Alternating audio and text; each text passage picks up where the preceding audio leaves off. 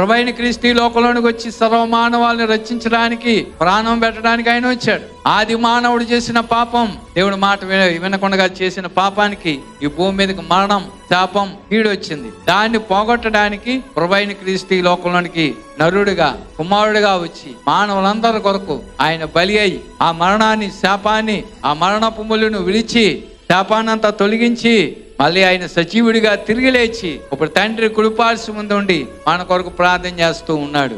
అందుకే ఎవరికి వాళ్ళే దేవుని దగ్గర రావాలండి, దేవుని మందిరం దర్శించాలి, దేవుని సన్నిధిలో నేను కనిపెట్టాలి, ఆ జీవం గల దేవుని యొక్క ప్రసన్నత నాకు కావాలి అని దేవుని దగ్గర రావాలండి. ఒకళ్ళు చేసిన భక్తి ఒకరికి రాదో, ఎవరి భక్తి వాళ్ళదే, ఎవరు చేసుకున్న భక్తి వాళ్ళని కాపాడం. అందుకే దేవుని మందిరంలోకి వచ్చి ఎవరైతే బ్రతిమాలుకుంటారో ఆయన పాదాల దగ్గరికి వచ్చి ఆయన కోపం, ఆ తండ్రులు చేసిన దోషం మన మీదకి రాకుండా తప్పించుకోవాలంటే దేవుని మందిరంలోనికి వచ్చి దేవుని పాదాల దగ్గర కన్నీళ్లు విడిస్తే ఆ కన్నీరు, నువ్వు విడిచిన కన్నీరు బొట్టికి నీ పాపాలన్నీ తుడిచి శుద్ధి చేసి పవిత్రులుగా మారుస్తాడు.